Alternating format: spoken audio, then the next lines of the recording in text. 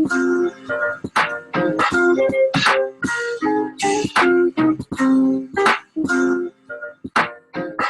Conversations Podcast, episode 66. Welcome back to another edition of this great podcast. You know what we do it here. So, this week's guest, this week's guest is a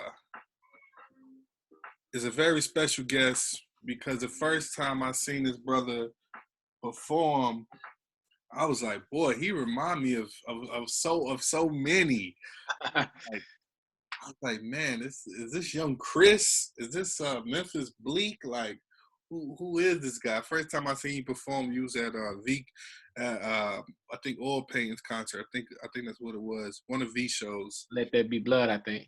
Yeah, I think that's what it was. And I was like, damn. Yeah. Got that Philly vibe. I was like, yeah, that's something. I was like, dope. Appreciate it. Yeah, man. But anyway, first time to the podcast, Best Conversations Podcast, man. Yes, let's welcome that boy Geda. Yeah, what's going on, man? What's good, man? How you doing? I'm chilling, man. I've been trying to get here for the longest, man. Hey, I've been trying to get you here. You know, I've been trying to get you here. This has been probably maybe a year or two in the works. You know what I mean? So yeah, man. I'm happy to have you to be a guest. Appreciate that. I'm happy to be up here. You got a dope project out right now about last night. You know what I mean? We gonna get to that whole vibe. Yeah. But give the people a brief rundown of who Geda is. Geda, man, he's a cool laid back guy, man. You know, family man. Loves been doing this, spitting since I think 98. Really took it seriously in probably 2005. Best year in hip hop, 98. Just throwing that out there. Yeah. True. You know, I love playing basketball. Just love being around cool people, man, with good vibes, man. You know, love playing the game, you know, all that time out. You know, I love playing Xbox, PlayStation, whatever. You know, just a cool dude, man. I don't do too much. Word. So, are you originally from the Carolinas? I know you spent a lot of time up north, but are you originally from the Carolinas? Right. Born and raised in what city? Wilson, North Carolina. Boy, out there in them sticks. Yeah. The sticks, man. So let's go all the way back, man.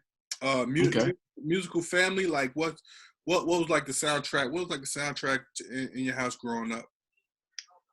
Really, I was raised with my grandmother. You know, she played a lot of, you know, church music. Mm-hmm. So I can't remember all the gospel people, but you know, when I was with my pops, you know, he mostly played a bunch of Keith Murray, so the Snoop Dogg joint, and you know, me, I grew up listening to Crisscross. Mm-hmm. That's probably the only thing I could listen to, and he had a Redman album too. He also had a Redman album, Ghetto Boys. That was the first gangster shit he put me on, yo. Because, you know, now your pops be in the room with his homeboys and they be, you know, blowing it down. Mm-hmm. You know, I was young and sneaking in there where I was outside the door. And I remember hearing Child's Play. Mm-hmm. And I was like, yo, that sound like Chucky, you know, at the end of the song. Mm-hmm. And it was, I can't remember the midget name. Bushwick Bill. Bushwick Bill. Rest in peace. Yeah, rest in peace. It was him. And that song always terrified me, yo, but I loved it, yo. It's kind of crazy. So that was one of the best times of hip hop for me, man, was that the Child's Play song. Yeah, Mom Playing Tricks on Me was the very first hip hop song I ever could like say word for word. And really just like Scarface part at the end, really. No, Bushwick Bill part at the end. This week, Halloween fell on the weekend. Me and the Ghetto Boys would trick or treat, you know? Yeah. That's like the very first hip hop song I ever remember. And then just like you, early '90s crisscross. Like crisscross came through here like a hurricane for young Yeah, kids, man. Like that was like crazy. yeah. I From, be telling my kids now, man, like, yo, no disrespect to the youngest. I say, yo, my kids, my era, smash your kids this era. Yo, like we had crisscross, illegal, even ABC, mm-hmm. the youngsters. Right. And I think that's about it, if I'm not mistaken. Yeah, I mean, and even like it was cats that was like Mob Deep, like they was kids, you know. Yeah, but that was way before my time. How old are you, Geda? Damn, 36. I'll be 37 next month on the 21st, March 21st. Older than me? I thought I was older than you. Uh, I'll be 36 next month. okay, that's what's up. Yeah, I can just tell by the vibes, like okay, we listen to the same type of shit. Like, Yeah, I mean, when you said Miss Bleak your favorite rapper, I was like, oh, I can fuck with him. niggas kill me for that too, yo. You don't hear that shit a lot, No. but you could definitely. But me personally, I know Bleak is definitely the truth. You know what I mean? Yeah. As a Myth Bleak fan though, like you a super duper Myth Bleak fan. Yeah. Do you feel like he got all his just due as a rapper? I believe he did. I believe he came in when he was supposed to, and he stopped right at the perfect time when he knew the music was switching over. He knew when to cut it off. Like some people just keep going, and then sometimes you could turn down your legacy because trying to keep up with the new generation. Only a few people can do that, and that's Fabulous and Jada. They can keep up with the new wave. But I feel like Bleak cut his time. I'm gonna stop right here because I know it's finna change, and he wasn't getting his dues. What did you think of 534? It could have been better. I ain't even front. It could have been better. I really didn't like the production, but it was okay. Like I think he could have had even though they Rockefellers split up and he ain't getting no Kanye or Just Blaze beats, no Pharrell and stuff like that. He just went basically like in-house. Well, he did get a Swiss for like that. And I think could have been my favorite one is Made. I think it could have been something like Made, man. Made had so many songs. So many songs are made. Yeah, it was like 17 though. Yeah, it was crazy.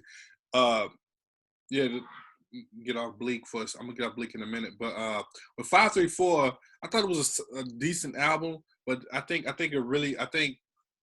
you could tell that Jay-Z, this was like Jay-Z first time like fucking with The Rock without Damon Dash. Mm-hmm. And you could tell that he didn't really put his all into it like that, like promoting it. Because when they dropped the Myth Bleak song and the Young Gun song with the same Swiss beats, almost same, right? Almost, I was like, oh, they just throwing this away. They don't really care.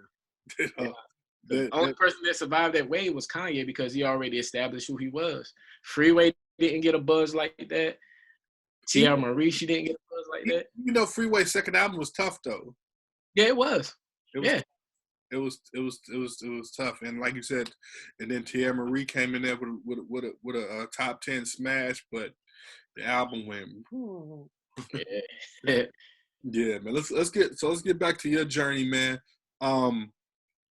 So what's that album that changes your whole life, that makes you say, "Ooh, I want to do this hip hop thing too"? What album was that? Hit me with that. I can't even remember. I don't even know which album made me want to do it. I know when I first got my first CD player, the first CD I ever had was Big Daddy Kane. Word. Yeah, my cousin, he gave me that for Christmas because I had the choice to get a Sega Genesis or a CD player. Mm-hmm. So I got a CD player, and he gave me the Foosh Niggas single with Shaq, the What's Up Doc, and he gave me the Big Daddy Kane album. Mm-hmm. So those are the only two albums I ever had. But it might have been the Big Daddy Kane because, like I said, I was freestyling like young, trying to freestyle when I was young. And, you know, they didn't really take me nowhere. No, I was just bullshitting with it. Right. But when I got older, like in 98, I wanted to do it. And it might have been Hard Volume 2, because I went to the concert. My sister took me to the concert. You went to the Hard Knock Life concert? Yep, in Raleigh. It was in Raleigh then. She took me there because she was going to Central.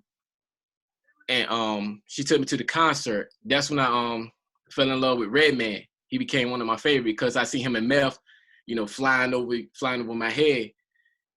And then, you know, it was had to be that tour. I don't know what album, but it was that tour. Wow. That's what it was. It was that tour. You got to see Vintage Jay. Yeah. Yep. That was like, ugh. I think Jay-Z once in concert. This was when him and Mary J. Blige did Heart of the City. Heart of the City tour. Yeah, I went to that in Greensboro. I went to that in Greensboro as well. We was in the building together. Yeah, I was there. That's when I realized I love Jay, but he probably ain't the greatest performer ever. Oh no. I mean, what you say performer? What do you mean? I mean the show just kind of because like if you remember that show, like Mary killed it. Like Mary came on first and killed it. Mm-hmm. And you know Jay-Z gave it his all, but then I remember him going to that laptop and just started playing songs and just like next, yeah. And yeah. I was like, oh, you just gonna run through some shit just to get the fuck up out of here, huh? Yeah, I think he was fucking with us, yo. Like, I got hits. Hits, right? He started playing other niggas' hits and everything. Yeah. Damn. That was my favorite. It was a cool concert, but I would have wanted my first Jay-Z concert to be around that 98-ish era, 98-ish, 99 classic Rockefeller era. That would have been pretty tough. Yeah, that shit was dope, man. Even though I ain't know hardly none of the songs then, because I was just becoming a whole fan, yo. Because Reasonable Doubt was before my time. I think I just got into Volume 1, and then Volume 2 became like my favorite. But I think V gives me hell. Boy, I fucked with you so hard because my story is just like yours. V gives me hell because I was like, I don't remember. I mean, we right around the same age. Yeah. I don't remember Reasonable Doubt coming out in '96. Like I don't remember it. Yeah. I do remember hearing a little bit of hearing Ain't No Nigga. Of mixtapes. I didn't even remember hearing Hove on mixtape. First time I really heard Hove was on Life After Death. That's the first time I really remember. It's probably between Life After Death and Ain't No Nigga on the Nutty Professor soundtrack. Yeah. I wasn't really even paying attention to him. It wasn't to his explosion in '98 when he had all the songs ringing off at one time. Right. Yeah. You know, can I get a jig? Nigga what? Nigga who? Nigga what? Like Hard Knock Life. Like when all that happened, I was like, ooh, I like this guy. Yeah, cause it was more Puffy style time at the time, man. Puffy had the era on lock, yo, with Mace, fucking 112 and Big. That was Puffy town, yo, like right during that time, man. So I felt when I first heard and this was after Big had died, I heard Brooklyn Finest. I thought it was Biggie's song. Really? Yeah. Yeah. I thought it was Big's song. So when in your process do you go back and listen to Reasonable Doubt in like Volume 1 and stuff like that? Like if I'm riding around, like since I drive trucks, you know, I throw it on and listen to it. But you know, I put my shit be on random. So if it comes on, it comes on. I don't just go to. My shit be on random too. But I'm saying like as a young boy back then, when do you go back and say like, oh, let me go peep the classic because people keep talking about this Reasonable Doubt shit. Shit, that was when I first heard it. It was 90. It was 2 years later. It was like 98. Yeah, my brother had bought me the CD. Me too. I was trying to, you know, find out who my favorite rapper was, and like I said, I had Volume 1. Then I got Volume 2. So then my brother was like, you know, he dropped this one. So he ended up buying me that CD. And I ended up listening. Matter of fact, it was my cousin boyfriend. He had the first Reasonable Doubt that was on Payday with the gun. It was the gun. It wasn't the one that was remastered with Dead Presidents 2. It had the gun on the CD. See, the one I got now, he got the hat on. Got the hat on, right? Yeah, so it was on Payday. So he had that one. I listened to that one. It was probably like I said, 98 then. And then my brother ended up buying me the remaster one. So with Dead Presidents 2 and Can I Live 2 and stuff like that. Yeah, I was the same way. I remember listening to Rough Riders Volume 1, and I remember I remember playing the shit out of that album. Yeah, me too. And my homeboy come in, he was like, "Yeah, you ain't never heard Jay-Z first album?" I was like, "Jay-Z first album? What the fuck you talking about?" And then he came in there with that Reasonable Doubt, and to this day, I still catch lines. Like that shit is like an art piece, a masterpiece, like you put in like a museum or something. Like, I still catch shit from that shit at fucking 15, 16, 14, 15, 16. You couldn't catch all that shit he was talking about in Reasonable Doubt. Yeah, you could. Yeah. There's no way you could catch all that shit he was talking about in there. That shit is wow. Yeah. What'd you think about the new shit with him and Nipsey? Yeah, I heard it yesterday. It was pretty dope, man. Yeah. It's pretty dope. I like it, but I gotta hear it again. I just heard that one time and just said, okay, that's dope. It's tough. Yeah. I know some lines in there that he spit because I've been sending them all on the blog. So right. I'm like, yeah, I gotta listen to it again so I can catch it. Right, really catch it. Could you see yourself rapping at 51? Yeah, Ice Cube said, as long as you got a tongue, man, you could do it. You might as well. Right. Yeah. I feel like that's the thing with hip hop, they want to cut you off at a certain age, but these other genres like rock, they can go to their damn near 80, 90 in these countries. But it's like I feel like hip hop, they want to cut you off at a certain time, like, yo, you too old, you don't need to be rapping no more. Yeah. I know people always say that, but you definitely you have to want to be seen almost, Yeah. With a lot of legendary artists, they can definitely talk the rest of their lives, for the rest of their lives. I just hope these kids make a good enough catalog that they were able to tour for the rest of their life, and because eventually their fans will outgrow them. You know what I mean?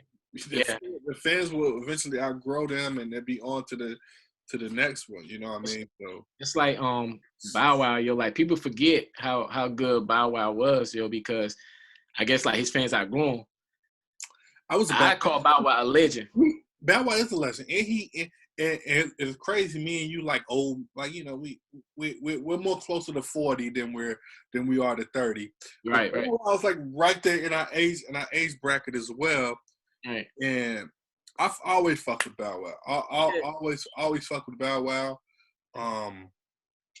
Even when he started doing when he eventually started writing his own rhymes, when he started doing the green light shit, I hope he wrote his own rhymes then.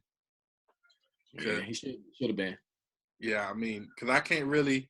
He a legend, but I can't really put you in the real legend if you really ain't never wrote any of your rhymes. But yeah. I mean, yeah, I get it. So, what take me to the first time you stepped in that booth? First time I stepped in the booth? Yeah, what year is that?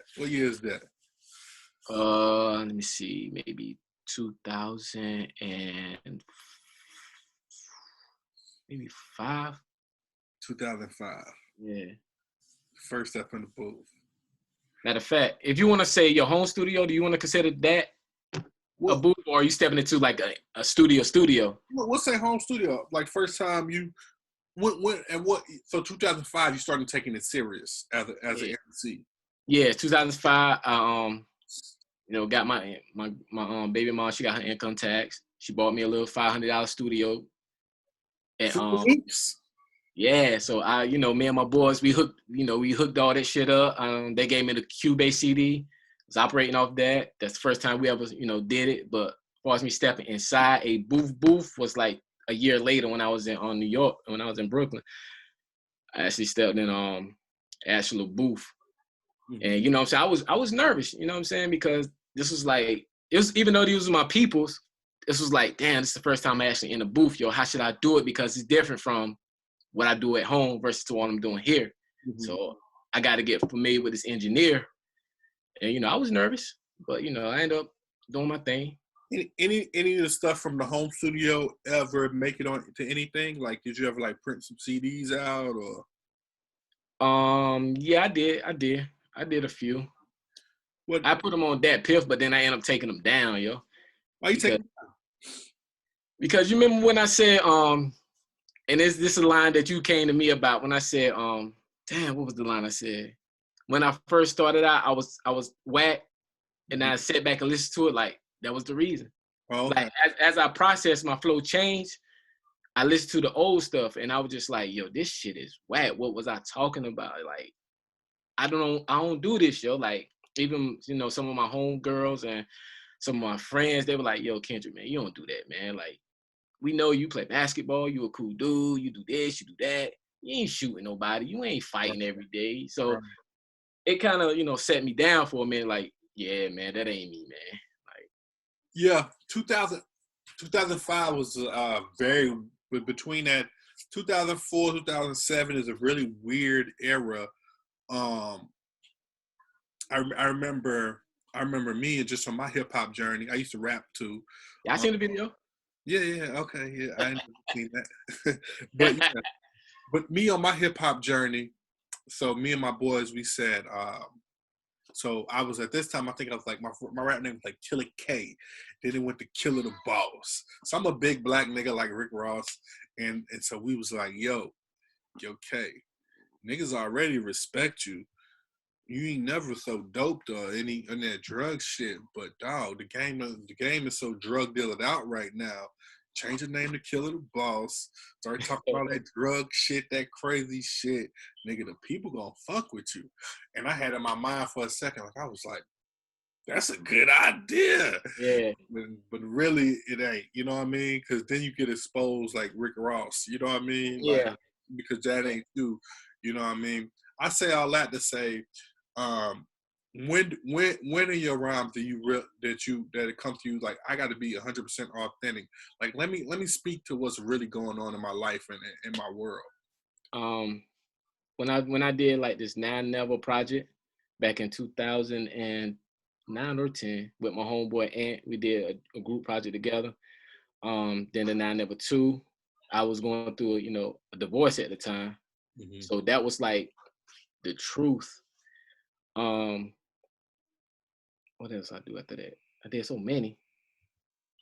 And About Last Night, that's like a pass. And then I watched About Last Night with Kevin Hart, and they got a old school one that came out like in '89.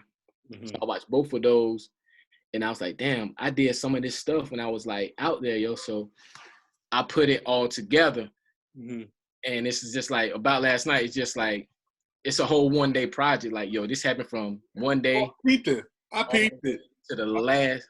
I peeped it. I see what you did. Yeah, what you did there. That was really dope. Like I was gonna ask you, one of the songs is 95. Like I was like, is it 90? I think it's 95 miles or 90 miles. Yeah. Is he driving 95 miles to get to the pussy, or is he driving 95 miles per hour? Yeah, driving 95 miles to get to it. Driving. Yeah, because see, the beginning, she hit me up. Right. And I was just chilling. Then she was just like, come see me. I told her, you come see me, man. I'm tired. Right. Then she was like, nah. So I was like, all right. Never touched her before. So I said, I got to touch her now. Driving 95 to go see her, yo. And everything that I said is pretty much happened. I went to the gas station. I ain't had no cash on me. Store was closed, but, it was paid, swipe the pump. So I don't like using my debit card at the joint because they usually take more than what they supposed to, just the whole purposes. So speeding to get her, hope you don't get pulled, open up the door. I see her smile, she's smiling. Then, it goes on all the way to the end. So we have a whole day just chilling. And, that's how it was. Wow. some of the stuff I iterated from about last night, the movie too, yo. I was like, yo, that happened. So. Yeah, I love one of my favorite songs growing up as a kid was "Smile." Oh yeah. That was definitely my shit, and Yeah. the sample hit so hard. I was like,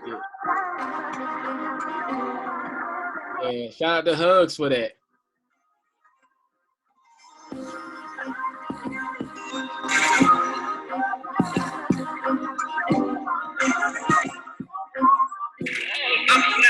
Let's go. Tattoos, pretty eyes and thick thighs. Sweet like vanilla wafers, no lie. Lead by your sample, I'm loving your vibes. I can't front, but I love your smile. Tattoos, pretty eyes and thick thighs. Sweet like vanilla wafers, no lie. Lead by your sample, I'm loving your vibes. I can't front, but I love your smile. Consistent stand, I better feel. I seen this pretty face. Right there, I've been on it since that very day. She's a different type, far from the chicks I dated. The first time I talked to her, wasn't thinking player. I was thinking like, damn, I'll let this get away. She got me wanna share my world like Mary J. Never heard her name in the streets, what a blessing. Some of these locally chicks are real messy. She taking care of hers, and that's what I dig about her. And she big frame like that. who the young lady featured on that? Anaya DeFay. She's from I think she's from Georgia, but she stay in Durham. Okay. She do a lot of singing, yo. She did some joint with the guy, the Red Dread guy from Raleigh. Red Dread. Would that little piece of change your old man? Huh? Would that little piece of change your old man? You heard that song? You heard it, man. You just probably don't remember. If you playing on the radio. If you playing on the radio, not yeah, would that little piece of change your old man? I'm more of a 1 or 2 jams guy than the K97.5 guy. Even though I live right here in Raleigh, but you know, I used to run around Greensboro so much, and so that's why I thought you was at, yo. When I first met you. You thought I was in Greensboro? Yeah. Nah, man. I moved to Greensboro 03. Met my wife 09. I think 09 in the club. And lived in Virginia for a little quick second, and then we moved to Raleigh like 2010. Oh, okay. Been here in Raleigh ever since, man. Ever since, man. Where so you lived in Wilson, and then you moved to Raleigh, I guess. Durham. Yeah. Okay. What who was there any local artists? You know what I mean, that you was kind of catching inspiration from in the local Durham scene, local Raleigh scene back then? Not really, but I was listening to a lot of them though. Okay. Yeah. What about like Lil Brother? Yeah, he has some shit. I listened to one of their albums. Yeah, Lil Brother was super dope. How'd you connect with Big V? Yeah, this is where I knew you could ask me that, yo. But I was at Lowe's. See, his people's work at Lowe's too. Shout out to Tasha. She said she knew I was doing some rapping, but then I had stopped, man, because it kind of got boring. Mm-hmm. And she was just like, yo, you ran to my cousin. What's it? Sylvester? I think his real name Sylvester, right? Savaris. Okay, my bad, V. Don't kill me for that. But I was like, nah, I never heard of him, yo. She said, yeah, he stay in Greensboro, yo, from K-Town. I was like, nah. So she said, I'm gonna call him up. And I was like, all right. So she called him up, got on the phone with him, yo. We chopped it up. He said he got a show. This is like probably like a week. He said, yeah, I got a show, man. You know, you pay this, that, and the third, you know, you could do a slot. So I was like, I shoot you the PayPal you right quick. So you tried to hung up the phone. Really, yo, I was like, man, I'm not getting that dude no bread. I don't even know him. Right. That's real shit. So it was just like, yo, what do you got to lose? It's just $50. So I went ahead and did it. And I ain't gonna front, that was like the best time of my life, yo, because he embraced me. He showed me mad love. He said, yo, send me some videos. Send me your music. When I walked in the venue, have every artist that was there playing their videos, playing their songs. You know, he did his thing. Then I see how he moved. I was like, yo, I respect this guy, yo. And ever since then, me and him been tight. Like, that's my man. Yeah. If he want to do a verse, he'll send me a joint. I send him something. That's my man. Y'all like the way he moves. The first time you met V was that night at that concert. Yep. Wow. Yep. That's nuts. And then we have a show. He said, "Yo, you coming?" I was like, "Of course." Yeah. Of course. And we did probably maybe three or four of them together. Yeah. Yeah, because I remember you at the, I don't remember you there, but I remember you in the picture. We took a picture together at the Raleigh show. Yeah. And I didn't even realize that was you there. It was so many people running around that we was all in the same picture and shit together. So you killed that show.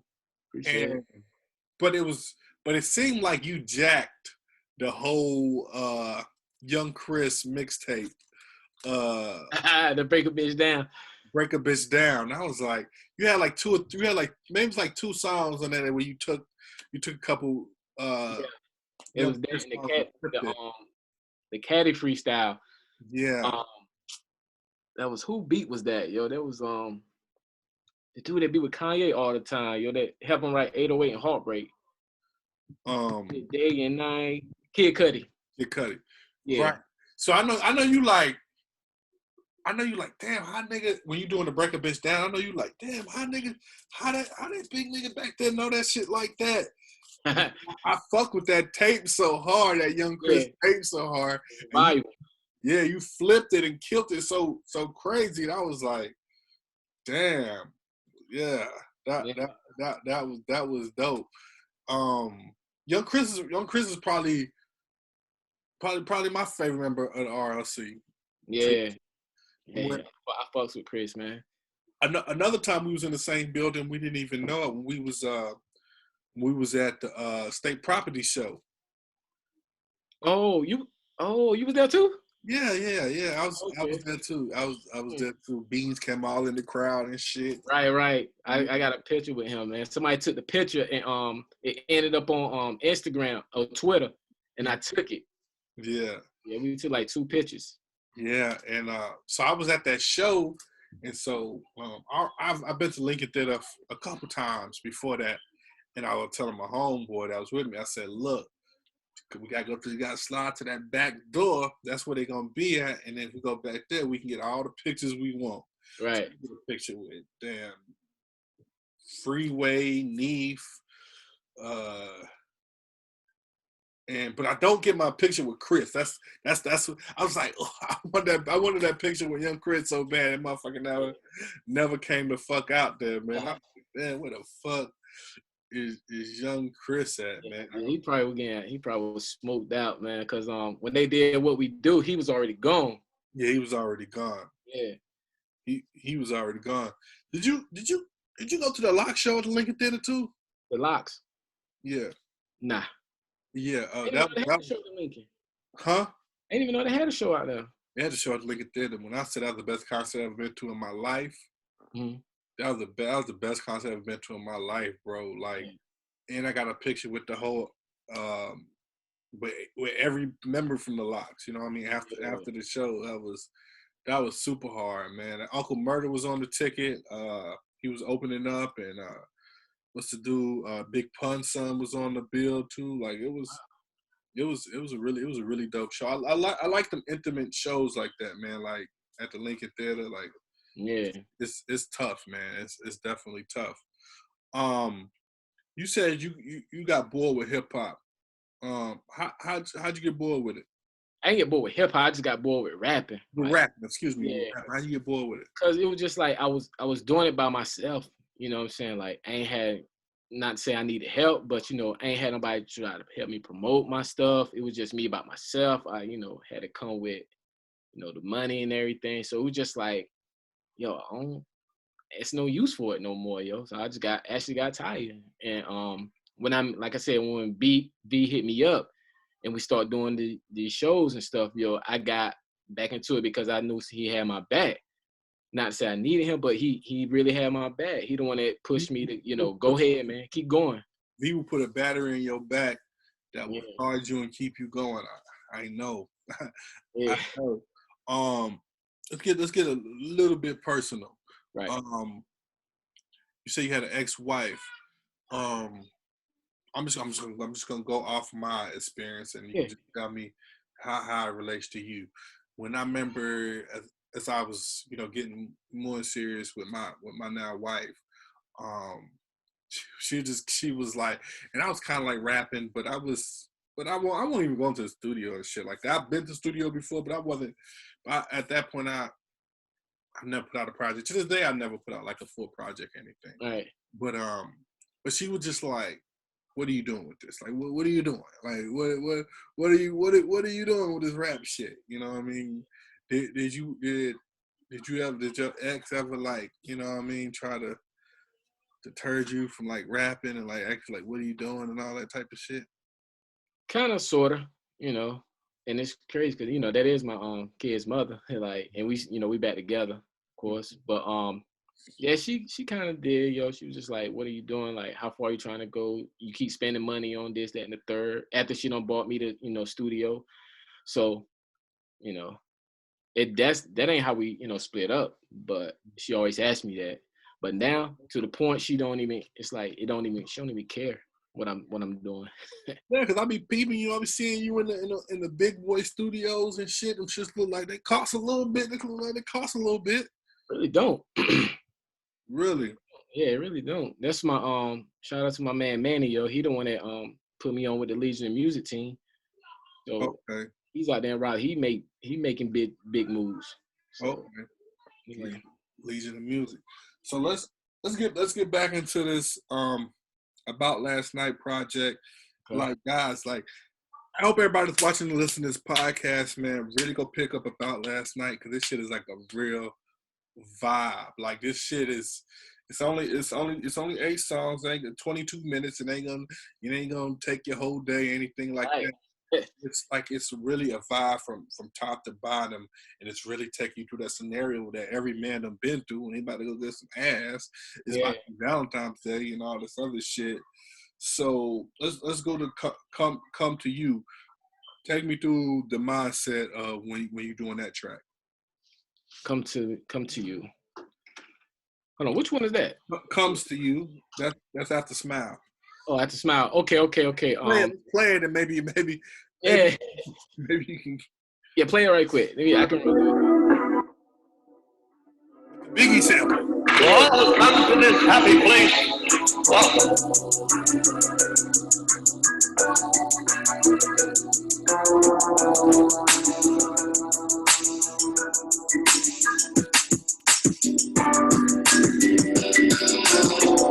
I knew I loved you way before I even knew your name. Yeah, I skipped and jumped to it. Oh Lord, we ain't play no games. Cause we was like, hey, that's what lovers do. Now I'm on tour, baby, when it comes to you. So baby, when it comes to you.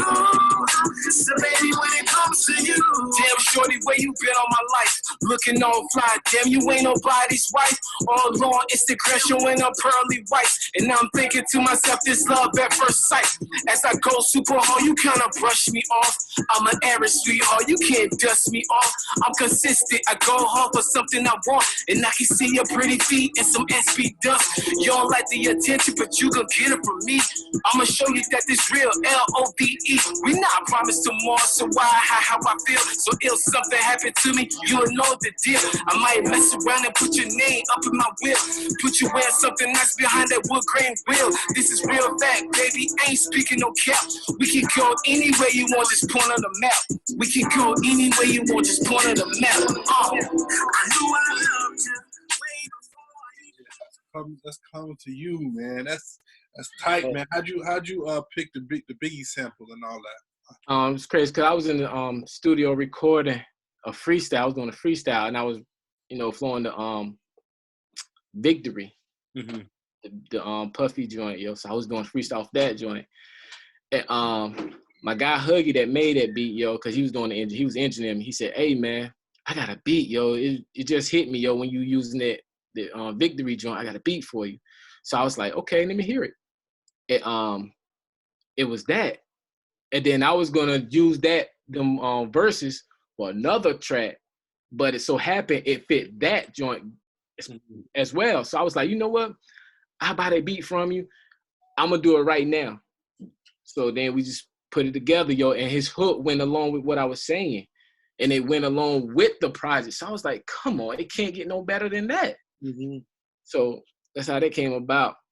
Tough tune. Yeah. You say you got back with your with your wife. Right. When you know, take me through that. Not too much into it, but the importance of love and being with somebody that's gonna hold you down. Because I mean, this project is it's dedicated to a female. You know what I mean? Yeah. So just tell me the importance of somebody that's ride or die for you. That's in your corner. You know what I mean? Yeah. Well, technically, she is in my corner. We had had a little falling out. I think it was like 2012, and we were that's when I ended up going to Durham. So we was like, we never was like fist and ain't get that deep. We just went our separate ways. I was hurt because we've been together since like 2004. Mm-hmm. So long time.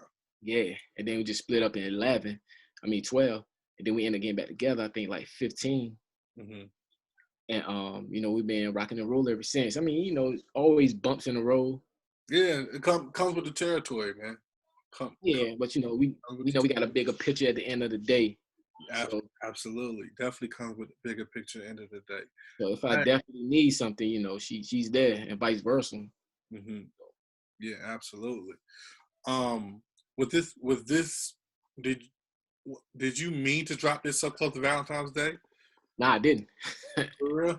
Nah, I just picked the date. I just like strolled through my phone one good time, mm-hmm. and it just stopped, and it was like February 11th. So I was like, that's it then. So. How the response been from your friends, your family members, your fans from this project? They haven't got any yet, so I'm just waiting. Hopefully they'll get it and listen to it and then let me know. It's definitely extremely solid. The way you rhyme and the way you put together words is very clear. Like like sometimes with these rappers, like you be like, huh? Like what did you say? Like you can hardly like catch them, but your rhymes are very clear and you get to the point, and I hope people definitely check the project out. Name your top 5 favorite Rockefeller albums. I've been wanting to ask you this question since for a long time. Volume 3. May. This from each, each artist. I can't give you like 5 of Jay-Z's and he steamrolled everybody else. Nah. I'm gonna give you. Yeah, that makes sense. That makes sense. So Volume 3 is like one of my favorites because I think I was just getting to high school. Yeah. And I feel like everybody needed an anthem. Right. And that Volume 3 was it for me. Mm-hmm. May was my favorite because he took a 2-year break and he came back with nothing but like Just Blaze production, and Round Hill was just crazy. I can't believe May only had 1 single. Yeah, me neither. I think Everything A Go was supposed to be a single. Yeah. The Truth. Late Registration. I like that better than the first one. And might gotta give you another whole joint. Maybe the Blueprint. First one. I'm gonna give you my top 5 and leave Hov completely out because Hov is a god and he's on a whole nother stratosphere. But my favorite, and this is gonna catch really people off guard. My favorite Rockefeller album is the first Young Guns album. Yeah. What's the name of that? Tough Love. Tough Love. Woof. Oh my God, Tough Love. Especially when it get around the end of that album. Yeah, I forgot about that joint. That joint is tough. Tough Love. Second, I would have to go Philadelphia Freeway. Classic. Yeah. Classic. Then I'm gonna go to Becoming. And I argue with you all the time. Man, Bleak first album was way better than Made or Understanding. Yeah. I'm gonna have to go Myth Bleak, the Coming of Age. That Coming of Age shit was just, that shit was different. Yeah, it was. That shit was so tough. I was like, my favorite song off that album, yo. That song, You a Thug Nigga. Oh, yeah. As a lifelong Rockefeller fan, like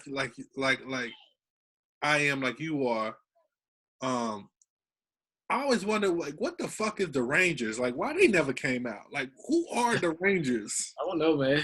What makes it so tough? DIDR, Diamonds in the Rough. Diamonds in the Rough. Hey, you fucked me up that one time, man, when you posted that CD of the Chris John CD. Yeah. Nigga, where the fuck does they get a Chris John CD from? I ordered it, man, from FYE back in I was in a barbershop, yo, and I was like, I knew these guys dropped an album, but I never, it was probably maybe like 2002, 1 or 2. When Chris John dropped the album? Nah, they dropped it like in 97. Like 97. I never got a chance to get to it, yo. You know, I just been hearing like singles like from The Streets Is Watching and other stuff, yo, the Clue mixtapes. So my barber said he had it, and he let me, you know, he let me get it. So I end up going to FYE and order one, and lucky they had one, and I, you know, gave his back, and I ended up getting it. So basically, I had every Rockefeller album besides Cameron Purple Haze. That's the only one I didn't get. Even now, that's the only one that's missed out of your collection. Yep, that's the only one missed. Wow, that's tough. I chose not to get that one, yo. Why not? Because, man, Jay ain't produced it, yo, and then he had they was going through French. He was talking about Hove, man. I won't having that shit, yo. Shout out to Cam, he a legend, but I won't having that. Purple Haze, you know, saying it was the next album that Cam was really going crazy. Yeah, Killer Season. Killer Season. He was Killer Season. Cameron really fell off. Really, truthfully. Even though I like Killer Season as an album and a movie, I had some really good time laughing at Killer Season, the movie. Yeah. But it was just like he was coming at Jay so hard. It was like, what are you doing? Yeah. What are you doing?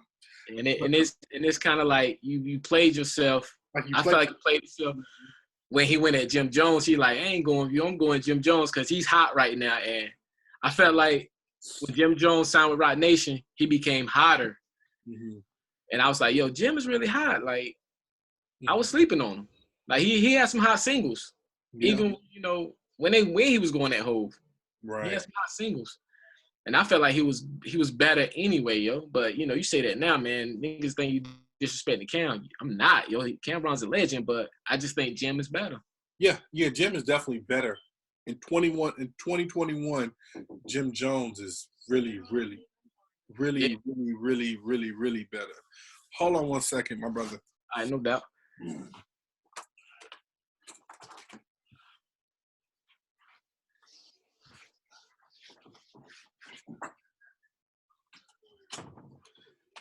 My bad. Wifey needed her charger. Yeah, Jim Jones just got like super nice. Like, yeah. And it was crazy how like Diary of a Summer, that shit was good, and Hustle Poem was good. And then it just seemed like he just became like a good rapper, like got bars. Like, right. That was crazy to me. Yeah, me too. Crazy to me how much Jim Jones approved. Back to your journey. how you feel like you have improved as a lyricist, as a rapper, since the beginning of stuff that you put on that piff, and how, and as an MC, how do you sharpen your skill? Ain't gonna shit on you, yo. But listening to a lot of Fabulous, and like I said, Chris mixtapes, I just listen to, and I always listen to like what they're talking about and how they approach the situations. And Fabulous he have his way with them lady records, yo. So that stood out to me, yo. Like, yo, I could talk about that because I really live that and I really can do that. Mm-hmm. So just listen to that gets me better. I just always think about a certain situation that I went through, and then I can write about that. Same thing with Chris, yo. Chris just got, his wordplay is just stupid, yo. And I just listen to him, see how he put them words together, yo. Like if you listen to I think of the Network 5 and listen to the joint Angels, he went in on that joint, yo. And I was like, good God Almighty. And I just listened to that. And then, when I'm listening to a beat, I get into that Young Chris vibe. And then I just, I just start freestyling. And then I'm like, yeah, that's pretty dope. Then I just try to remember and write that down, what I said. And, like that. So do you write, like, do you write the rhyme? Do you eventually memorize it, like then, or do you, when you get into the booth, then you kind of like looking on the paper? How's your writing process? I always write it down, and if I go over it probably like 3 or 4 times, if I'm recording it, and I go 3 or 4 times, do some punch-ins, mm-hmm. I know it, and then I can just say, all right, I'm finna do it all over, mm-hmm. and then I can go through it in like one take. But sometimes I always listen. If I know I'm paying for the studio, mm-hmm. I always practice. I just write it and I just keep going over it. And then figure out how I want to deliver it, how I want to say a certain word, make sure, like you said, I don't jumble it, I don't mumble my words, I don't stumble over nothing. Mm-hmm. I just keep going. And then when I go to the studio, I lay it down in one take, and, my man be like, yo, how you do that, yo? Like, that's real good. And I'm like, yo, I always practice, yo. Like, I just write the rhyme, I just keep going until I memorize it, and then I know how I want to deliver it. Mm-hmm. Like that. And still doing music at this age, and everything now you do it yourself. You know what I mean? You do everything yourself and all this.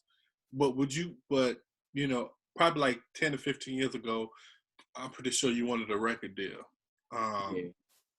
But now, do you still would you still want a record deal? Would you still want to sign to somebody? It all depends. I ain't even gonna lie, yo. Most people say they want to do it independently, but you gonna need some help somewhere down that line. Mm-hmm. So I feel like a record label is good for something. It just got to make sure the paperwork's right.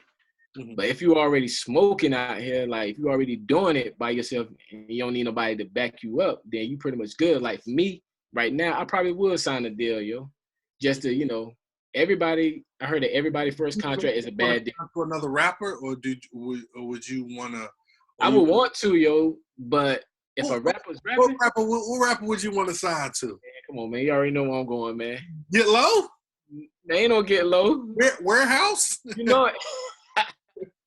Warehouse? You know it. You know it. Oh, man. You know it. I think Bleak will fuck with you too. I hope he would, man. And as much as you like tell Bleak happy birthday and always showing super love to Bleak on Instagram, and now do he ever say anything back? Yeah, for my birthday, yo, he dropped a mixtape. I think it was, I forgot the name of it, but I said, oh man, it was on Twitter, and I said, oh man, Bleak dropped this dope project on my birthday. He shouted me out on his birthday. And then when I went back and shot him out on his birthday, I put all the videos up. We chopped it up for a minute. And then he posted a video with him and his wife, yo. He was in all red. And it's like certain times you gotta catch these rappers, yo. And I was going to work, and it was like probably like 4 in the morning, yo. Mm-hmm. So I said, man, Bleak out here trying to be a blood at 40-something years old, acting like Birdman. And he hit me back, yo. And he was like laughing at what I was saying, yo. So, it's like certain conversations that, you know, I had with, I ain't gonna say like we talk all the time, but I just called them a couple times. And his brother, we both got the same birthdays, yo. So I didn't even know that. I be chatting with his brother more than, you know, I talk to Bleed. And another thing, I always thought, you know, you got this. When I think about you, I think about Rockefeller, and I always thought that you got your name from one of the C-list Rockefeller artists, Geda K. Geda K. Yeah, and it's crazy. Where that name from? Nah, yo, it gave the dude named Brandon he ain't give me the name Geda, but it spelt something, yo. He was like, we was working at McDonald's, yo, and this one I worked just to get State Property CD and Joel CD because they came out in August. They both came out in August, like a week apart. August. So I just worked just to get the daggone CDs, yo, and I was just working every day. And Brandon was like, Dad, man, when you gonna take a day off? I'm like, nah, I'm just working, yo. He said, you out here getting every dollar aggressively, yo. So when he said getting every dollar aggressively, it spelled GEDA, and I just ran with it, yo. And this was like in 2003. I just ran with it.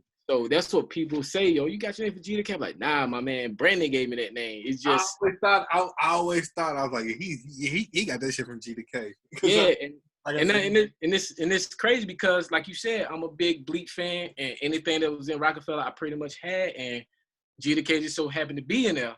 And you know, that's what happened. Crazy. I met Miss Bleak once. Dapped his hand, everything. I met Miss Bleak once. I was in Club Minaj. You ever been to Club Minaj in Greensboro? Nah. Well, it was this big club back in the day called Club Minaj in Greensboro. And it was him and Calico or Proof. Yeah. One of the dudes, light skin dude with the cornrows. That was like his artist at the time. Proof. Yeah, Proof. And so first thing that caught me was like, damn, this nigga short.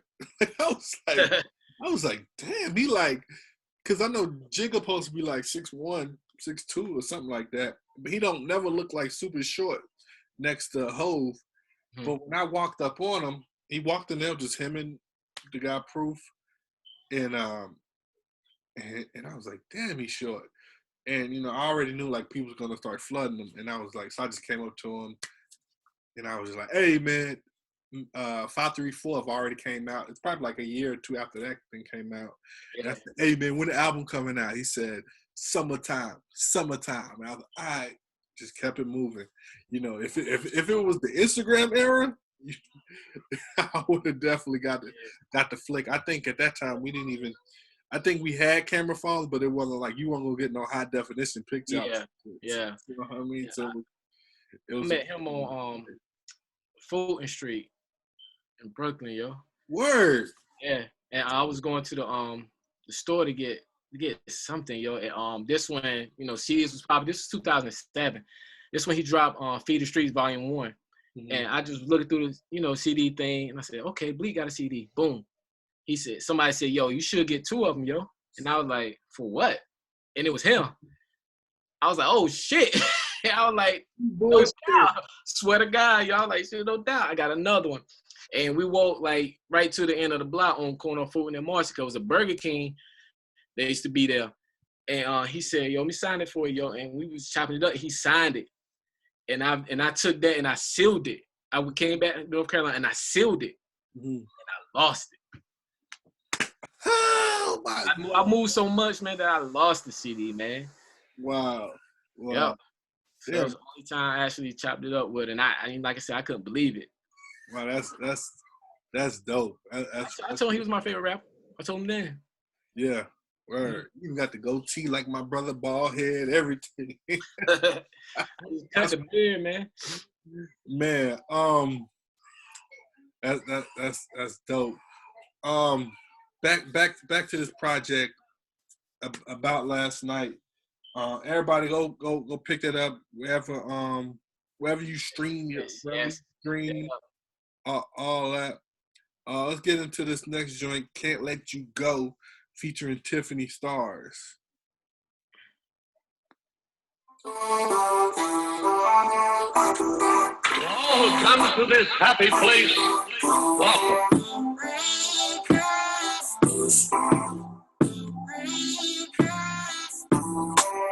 I can't let you go.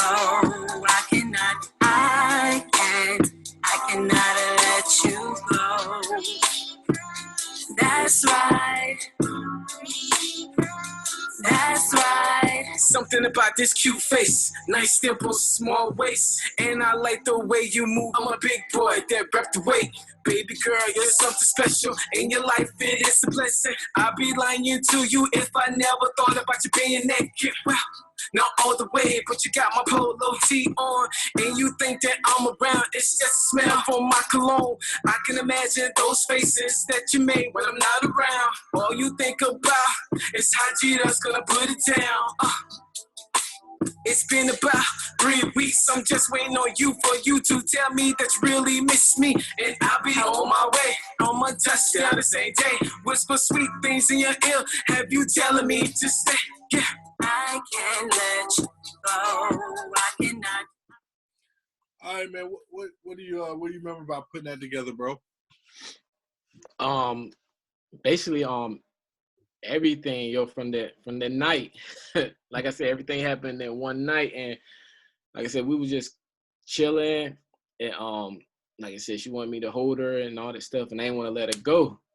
I don't want to let you go, man. It definitely be like that. What's the longest you ever drove for some vagina? Like just this. It was 90 miles, probably the longest. Right when I was staying in Greensboro at one time, yo. I came all the way to Wilson. Word. Yeah. Had to come and get it. Yeah, dude, it's crazy. It's crazy when I got there probably like 2 a.m. Mm-hmm. Her baby daddy was leaving the club. Oh, and he was drunk. He wanted to see a dog. Like, yo, I want to see my baby. I want to see my baby. And yo, he kicked the fucking window in. Oh shit! Like, you know, on the patio. Mm-hmm. Brought on the back of the patio, and her window was like right there. So he just like kicked that shit in. But he couldn't kick through. He kicked through one glass window, but he couldn't kick through the other one because I think it was like a storm window. Mm-hmm. And I seen like the bottom of the Tim. I said, oh man, this nigga kicked the Tim, yo. I ain't got nothing with me, yo. Like, I don't feel like fighting. Mm-hmm. Like, until this day, you don't know it was me, man. Mm. Be like it be like that sometimes. Yeah, I done seen him a couple times, yo. I went see one of my homeboys. He had got out when he got released. I went to his little party. He was out there and shit. Yeah, we was like side by side, and I was just like, "Damn, boy, you don't know? It's like 7-8 years ago. That was me that you were trying to get to." Man, you know what's crazy is back in the day trying to get chicks or going to see chicks without GPS. That blows my mind. Oh man, because with no GPS, we would still find our way. Yeah. To where we had to get to. We kind of had like MapQuest show, but that shit was kind of hard too. Right, that shit was hard too. Like looking at the MapQuest, like looking at the exit. Yeah. You know what I mean? You like step by step, man. Step by step. You know what I mean? You young boys, man, y'all got it too easy, man. I got it just way too easy, man. What's next for you in music, bro? I was thinking about if this project does me well. It's like I want to stop and want to help people, yo. Okay. You know, I ain't saying I want to retire, but probably just like making albums. I just want to do like verses here and there. Mm-hmm. But it's like I want to help the next person, yo. Got you. I definitely want to do that, and I want to. Can you see yourself managing A&Ring, signing the cat? What do you mean when you say help the next person? Probably just like grooming them to be the next star. Like I don't want to put their life into my hands. Right. I just want to, see them, help them out. Mm-hmm. Like with little funds here and there. Try to book shows like a booking agency or a little I don't want to say a manager, but I want to see them. I want to see the next person that I'm with, that I'm dealing with. I want to see them, become a star. Mm-hmm. Like I definitely want to see myself doing that. And like I said, I just learned how to engineer. I be recording myself from time to time, and I learned how to mix a record. I know how to master just a little bit. Mm-hmm. So I'll see myself doing that. I want to learn how to make beats because everybody that want to rap need beats. Mm-hmm. So it's like I want to play behind the scenes. But if this project does me well, I might put out something else. Let's go back to another project that you had, just the self-titled project, Geda. Was that self-titled or was that Geda and Friends? Huh? You talking about it's by Kendrick Davis on the bottom? Yeah. Mm-hmm. Yeah, it's by Kendrick Davis. This is. Oh, that's the name of the album, by Kendrick Davis. Yeah. I got that from one of my LA compadres, Dom Kennedy. Okay, Don Kennedy is so I fuck with Dom.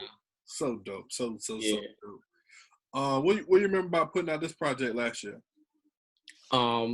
Me and Manny did that together. So I came up with the name, but he produced like most of the tracks, maybe like 5 of them. I just want to do something smooth. Mm-hmm. Just want to get like a little rap and, you know, lyrical content album. So I said I could do this. And then, you know, that's when I came out with About Last Night. I could do like different types of flows. But by Kendrick Davis, I got that pretty much from Dom K, because I just listened to him and I was like, I like this album. And he had one called By Dom Kennedy. If you look up his joint, it looked just like that. So pretty much I just copied that. And too many people don't listen to Dom K anyway, yo. I know they don't. I fuck with Don. That new joint that he got with who the fuck that crazy Snoop Dogg and what's the dark skin crazy dude that everybody say he got album of the year? Named the album Bandana or something. Oh no. Man, Freddie Gibbs. Oh yeah, yo, Freddie. Okay, yeah. Yeah, it's like Don Kennedy, Freddie Gibbs, and Snoop Dogg. Have you heard that song? Nah, I haven't. Is it on his last project? Hold on, let me find that for you. I think I do got that last Don K album, but I heard it probably like twice. That shit is so hard. I was like, who? They had a video for that shit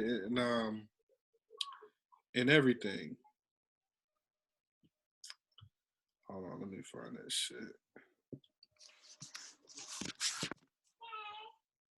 Hey, while I'm trying to find this, yo, who in your top 5, bro? Who your top 5? I ain't gonna say my bias. You want my bias or my Yeah, just your personal favorite top 5. Your personal favorite. My bias. Yeah, your bias. Let's go. Okay. You got Bleak. You got Chris. Okay. Beans. Fab. And the Locks. I can't say one. I had to say all. Okay. You very New York biased, my brother. We ain't got no. I need a down south artist in there somewhere. That's my bias side. If you want to go to top 5, they probably in their top 10. I got 2 that's in the top 10. That's Slim Thug and Luda. Slim Thug and Luda in my top 10. Slim Thug is somebody I don't hear that often in anybody's. I respect the fuck out of Slim Thug. I don't follow many rappers on Instagram. Mm-hmm. But Slim Thug I just admire his hustle and just everything about him. When I first heard the joint with him and Jay, never heard of that. Mm-hmm. I know you heard of that. I remember hearing the original. I remember hearing the original one that had the whole verse on it. Yeah. That shit was tough. Yeah. So when I heard that, I was like, okay, he's nice. I was like, this dude nice. So it was like 2005 when I started listening to Slim Thug, and I was like, yo, I like him, yo. Oh, my bad. the reason why I can't find that song because the dude I get Don Kennedy and Problem mixed up all the time. It's Problem that got the song with Freddie Gibbs and Snoop Dogg. Okay. Yeah, California niggas. But you said Slim Thug, like what else, like I said, that's kind of off the rail a little bit. Slim Thug, like in your top 10. I fuck with Slim, but he boss. You got to hear that. He's in my top 70. All that already platinum. As his first joint, that's dope. And then when he went independent, man, and did that Boss of All Bosses, that's like my favorite album. Tough, very tough.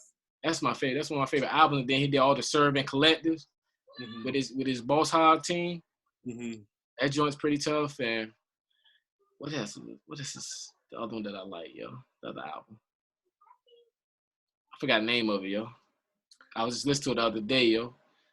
He dropped the album not too long ago that was pretty tough as well. I like Slim Thug, but when I'm thinking about in my top subs, he's never really there. Now Ludacris, he's definitely in my top 20. He ain't in my top 10, be in my top 20. Yeah, I fuck with Luda, man. I didn't like that first album, yo. You didn't like Ludacris' first album? Nah, it had to grow on me, yo. It had to grow on me. Yo, Luda first album was, I ain't gonna say classic, but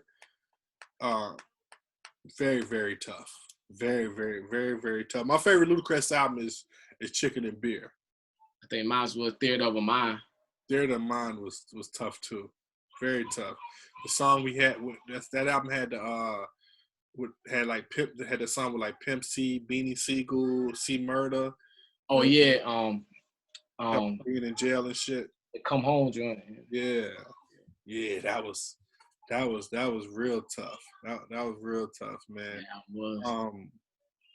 was. My top 5, bro. Jigga, of course. T.I. my favorite. I hate T.I.'s one of them niggas like I actually really like in real life. Like seeing him going through this shit right now kind of like makes me mad. Like I kind of like him in like real life. Like some niggas I just like their music, and I just kind of keep it there. Yeah. T.I., Jadakiss, Killer Mike is like 3 niggas that I really like personally. Like I would like really fuck with them even if they wasn't like rappers. But Jay-Z, T.I., Jadakiss, Nas, Biggie. See, I had to exclude Hove out of mine, man. I love Bleak. I love Chris as well, man. And I wish Chris could have got a shot, a solo album. Yeah. I really wish Chris could have got a solo album. I would have took another Young Guns album, to say the least. Yeah. That would have been super tough. Yeah. Really tough. All right, man. Anything else you want to leave the people with before we get up out of here? Before we get up out of Best Conversations, man. Man, let's check out the About Last Night, man. It's out on every streaming platform right now. So go cop that, download, stream it. Hit me up on Instagram, Geda, GEDA_LOM. Let me know what's good, yo. You share it. I post it on my timeline, on my stories. Show me some love, man. And you also follow me on Facebook. It's Kendrick Davis, but I'm very active on Facebook unless I am promoting the project. But I'm always on IG, so this, everybody catch me there, man. Yeah. Please show them some love, man. It's a really solid project. I played a few joints off that. I'll let y'all do the homework and finish listening and see how this whole scenario ends. You know what I mean? Got another dope skit on there too. Yeah. So man, yeah, man.